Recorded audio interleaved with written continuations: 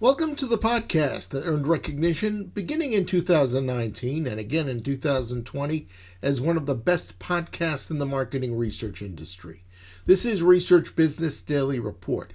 And because you're watching RBDR today, we can't go past this opportunity to ask you to please lend your support for this research news video series. We'll tell you how at the end of today's report. I'm Bob Lederer, now in my 26th year as the respected voice of market research.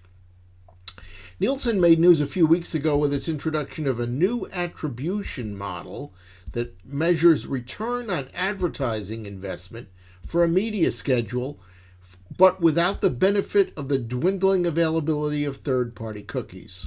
Now, it's not the only company that's rolled something out, but that's not really our focus today because at nearly the same time as the Nielsen announcement, Brad Smith, who's the founder of Codeless, a content production company that combines strategy, SEO, writing, design, and video, blogged about the extraordinary benefits of ROAS.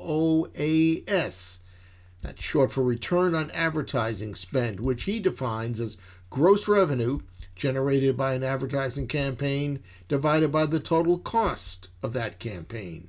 Now keep the word total fresh in your thoughts just for a few moments. ROAS looks exclusively at the cost of specific ads, campaigns, or initiatives, which explains why it is a more effective metric in terms of considering where to spend your advertising dollars going forward.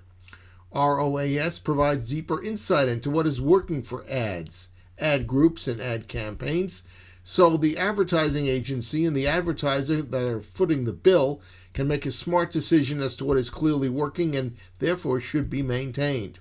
Back to that word total that I mentioned. Brad Smith emphasizes that calculating ROAS includes adding vendor costs, salaries, and affiliate commissions in the equation denominator, where all the costs are accounted for. So now that we've spelled out what constitutes ROAS, what level of return might be the best indication of ROAS success?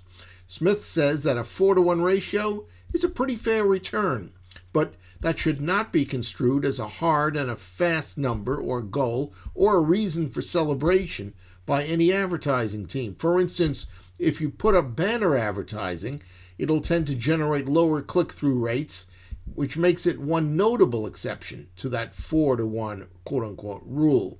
Generally speaking, according to Smith, any ratio beneath 3-to-1 should be a reason for concern and a warning sign that recalculation of the ROAS might be in order.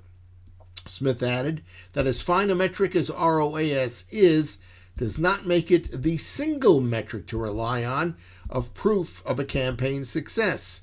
As a matter of fact, he says tracking any campaign's conversion rate should be given equal weight as ROAS.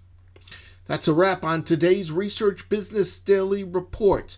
If you don't watch us regularly, we want you to know the editorial goal of each one of these videos is to present you with news insights and or commentary that you won't find anywhere else. And we've got no doubt that if you watch us with some regularity, you're going to agree with what we've just said. And as your appreciation for what we present grows as you continue to watch, we hope that will lead you to consider becoming an RBDR Patreon supporter, which means providing us with some sort of a small monthly stipend. You can do that at patreon.com/RBDR, and you can obviously decide for yourself what amount really works for you. Hoping that you have a good research day, and that we'll be looking for you back with us tomorrow. If that's the case, we think that you until then should please stay safe.